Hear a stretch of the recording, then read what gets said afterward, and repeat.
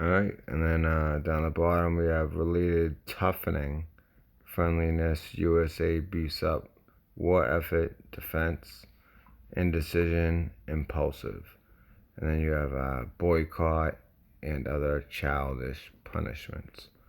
Um, and that's those two from either side, whether it be like he said, the hero, the savior, um, or um, the invasion. Either way, they both lead to world war, and these are from the two different sides. So that's interesting. So, and with everything with China, I mean, I'm expecting it. What I've been seeing, I've been looking at some of the stuff that they playing on like Chinese TV, and they're not used to propaganda and like seeing BS on TV like we are. So all it takes is like some Australian, but just because he's a white guy, from Australia, a developed nation, they take everything he says like to heart. And I might actually play some of him too. And this guy, he's not presenting any evidence. He's just talking. And they're playing that, and it's like the biggest thing going in China right now is this Australian guy speaking, and they're allowing it on their internet over there because their people aren't too good at, they have so much propaganda that they don't know. When they see like a white person actually telling them like, listen, this is what the U.S. is gonna do, it looks like it's heading in a bad direction. Which is why I was surprised that we didn't do something earlier about a place like Venezuela where it's so close. Um, where you could tell how high the tensions were when Kim Jong Un went missing. All of a sudden, we pulled back the B-52 bombers after I forget how many days, but a ridiculous amount of days of always having a certain amount on the runway ready to go. All right, so let's finish this. By force, deny the civil rights to criminals, for example. It's not good. Okay? So we allow them to. Okay, if you allow the criminals to have civil rights, go on and bring the country to the crisis. This is a bloodless way to do. Curb the rights. I mean, not to put them in prison. No, I'm not talking about putting all the gays from San Francisco in the concentration camp. Do not allow them to take political force. Do not elect them to the seats of power, whether it is municipality level, state level, or federal level. It has to be beaten in the heads of American voters that a person like that in the seats of power is an enemy. Do not be afraid of this word. It is an enemy. If he is not an enemy here, he will be here. Later on, he will be shot, of course. But at this point, he is an enemy. Okay? You are doing great service. Who would be considered enemies of our country and our constitution and everything this country's always stood for. And people just look at it like, oh, well, change. No, it's not change. It's happened like slowly over time. Had Hillary been elected, they would have already, we'd already be in some war. The crisis would be a even worse crisis. But, even just with Trump as president, I mean, it causes the deep state to lash out. Some of these things they have planned, others they didn't. They're just doing it, to hurt Trump. And I couldn't even imagine now that they've learned a few things. Like, hey, wow, I didn't think that we could shut down this, freedom-loving nation so easily, without any proof. But we did. you know, and what do we get for it? Exactly. Right. By denying him a right to capitalize on his own crazy ideas and become a powerful man, a man who uses the seat of power. Restriction of certain freedoms and permissiveness at that point would prevent sliding into crisis and probably will return the process of destabilization. To curb unlimited power, monopolistic power of trade unions, here, at that point, would save economy from collapsing. To introduce a law to stop private companies of raping public opinion's mind in the direction of consumerism. No company must have a right to force you into buying more unless you want it. There must be a law. You want to advertise your car? Okay. But not a single mentioning of buying it now and saving money. It must be against the law to force people to consume more. Self-restraint. Previously, before this process started, the self-restraint was a business of church, religion. Because our preachers, the fathers of church, would tell us, material values are good, but it's not the prime function of human being. Because you have to live with something. Obviously, the design for our life is not to consume more deodorants. There must be something greater. If such a complicated instrument as human body was created, obviously there must be some higher purpose for that. And it's very easy to avoid destabilization by denying the greedy companies one little freedom, one little liberty, forcing you into turning yourself into processors of unwanted products and goods. They turn you into machines. We failed at that. Like the worm who there's inlet and outlet. So, and how long an average appliance lasts these days? Less than a year. Why? Where's workmanship? Well, we want you to buy more. Okay. Destabilization process could be easily overcome if, as I say, the society, by its own will or after persuasion by the leaders, will come to the idea of self-restraint. It's so hard, we want to consume more, but you have to.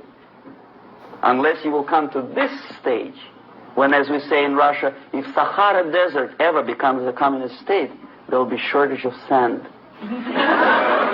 So you have to curb your... You have to curb your expectations at this point before it's too late. But no, we don't want to do it. Demoralization process. Again, it's the easiest thing to reverse. First of all, by restricting import of propaganda. The easiest thing to do. Unlimited, unrestrained import of Soviet literature, Soviet journalists. Giving Soviet... We had the Smith Modernization Act in 2012. Thank you, Obama. Where we had a ban on propaganda, now we don't. And look how quick things have fallen since. I bring it up all the time because it was a huge turning point, along with the bailout.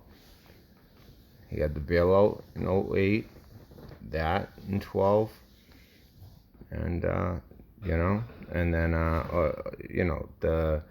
basically he did things that have caused distrust in our cornerstone foundational institutions like the FBI and DOJ, and there hasn't even been declass yet. I mean, wait until people see.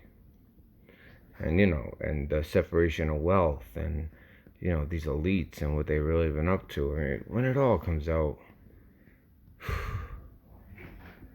it'll cause worldwide, if they showed it all, it would cause such worldwide there'd be like real riots, like actually like everybody pissed off, like it would be unbelievable. I get upset, and I've known about it for over 3 years. So yeah, be a shock to the system.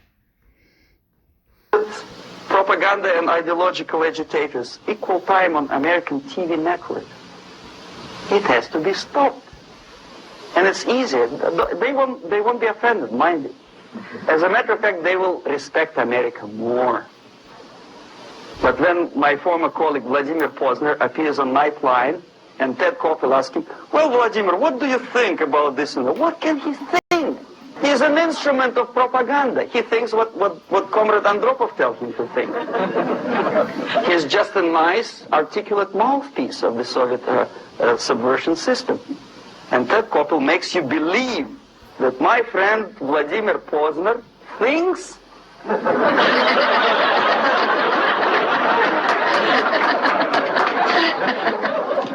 the process of demoralization may not have started at all if at that point the country, which is a recipient of subversion, actively, not violently, but actively, prevents importation of foreign ideology. I don't want America to follow the pattern of ancient Japan. You don't have to shoot every foreigner when it approaches the sacred borders of the United States. But when he offers you a junk in the disguise of very shiny something, you have to tell him, no, we have our own junk.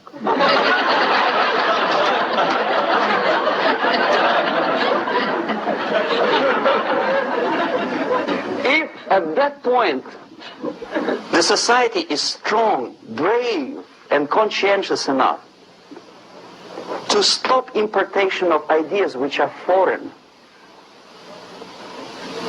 then the whole chain of events could be prevented. Recently I've been to the Philippines, and I was shocked how in big cities like Manila, children listen to deafening music. A melodious nation with long traditions of good, nice ethnic music, introduced by Spanish long time ago, maybe 2 centuries, 3 centuries ago, I don't remember how long.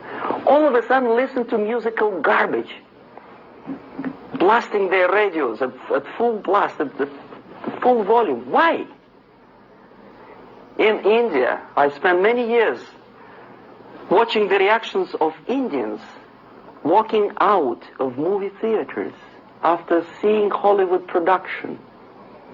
They couldn't figure out why Americans are so wasteful. They smash their cars, their shiny cars, every 5 minutes. How come they shoot each other for $500,000? Is it true that they're so obsessed with sex? Can you imagine showing a movie where each 5 minutes there's a copulation on the screen to a country like India with long tradition of respect to these private matters, or to Pakistan? And United States expect these people to respect you? No way. Oh yes, they will see the movie. And those two countries now both have nukes, and India in particular seem to be, the one that, leans more towards, the Western way. A lot of Indians have come here to the U.S. and, they have that new thing, the Bollywood, and, India's totally changed. Whereas back then, 40 years ago, they couldn't believe what they saw from Hollywood. Well, all it takes is one generation.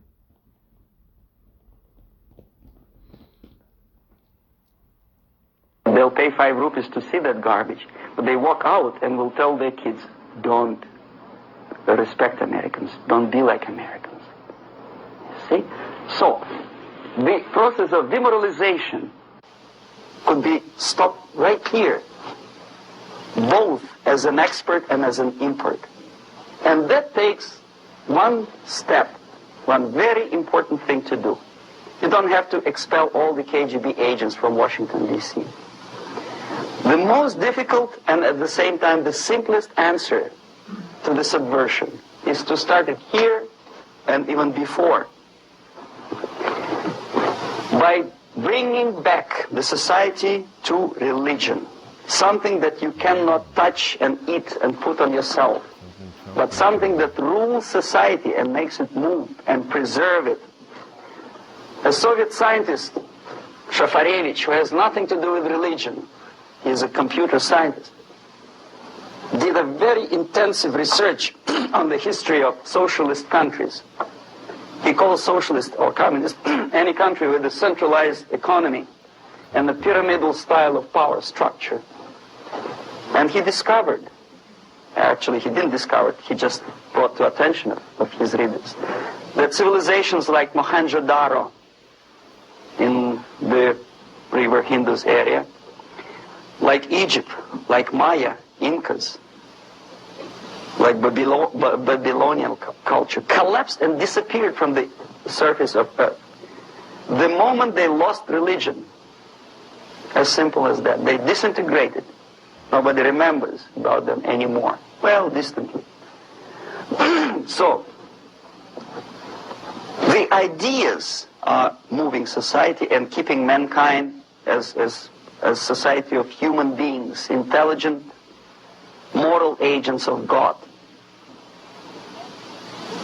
The facts, the truth, the exact knowledge may not. All the sophisticated technology and computers will not prevent society from disintegrating and eventually dying out. Have you ever met a person who would sacrifice his life, freedom, for the truth like that? This is truth. I never met a person who said, this is truth and I'm ready to shoot me. To defend the truth. Right? But millions sacrifice their life, freedom, comfort, everything for things like God. Like Jesus Christ. It's an honor. Some martyrs in the Soviet concentration camp died. And they died in peace, unlike those who shouted, "Long live Stalin," knowing perfectly well that he may not live long. Something which is not material moves society and helps it to survive. And the other way around. The moment we turn into 2 by 2 is 4 and make it a guiding principle of our life, our existence, we die. Even though this is true, and this we cannot prove. We only can feel and have faith in it. So the answer to ideological subversion, strangely enough, is very simple. You don't have to shoot people, you don't have to aim missiles and Pershings and cruise missiles at Andropov's headquarters. You simply have to have faith and prevent subversion. In other words, not to be a victim of subversion. Don't try to be a person who in judo is trying to smash your enemy and being caught by your hand. Don't strike like that. Strike with the power of spirit and moral superiority. If you don't have that power, it's high time to develop it. And that's the only answer. That's it. Thank you.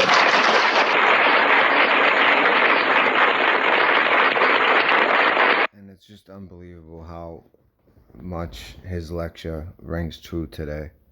That's why I just had to share this. And also what he said at the end, the moral superiority.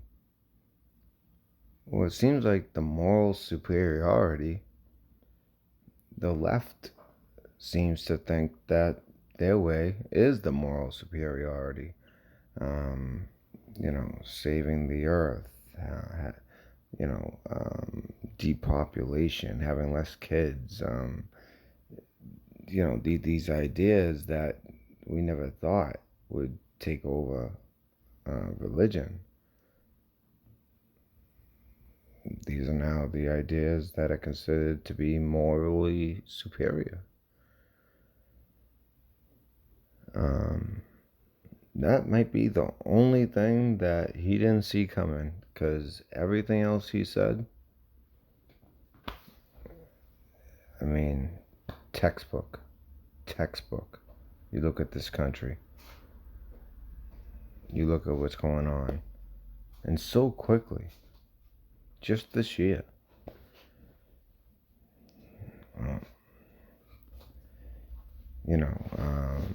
The moral superiority of letting our economy go down the tubes because, this pandemic, and we're trusting these doctors with flawed pasts, with financial interests. We've gone over, CDC director. Well, he patented glycoprotein 160, which was the precursor to glycoprotein 120 and HIV, which happens to be the exact S or spike protein that we see now in this virus. And it got to the point where, the only way you could see actual doctors speaking out and then being banned from the internet. I'm not a Alex Jones guy, but if you guys ever want to see any of those videos, you go to like David Icke's interview, any banned video, you go to banned.video, and it's actually ran by InfoWars. But please skip the BS with Jones. He gives you like a lot of truth, but then he leaves out the influence of, dual citizens from a certain country, where the ones who own all the banks, own everything, and as this gap in wealth increases, their power increases, and it's just this certain faction of this certain race and religion, but it's just one little piece of that race and religion, and really they don't even believe in that race and religion. They're just using it as a way to form their Kabbalah and achieve what they've been able to achieve. And we know these people. We know that when the George Soros, I mean, he's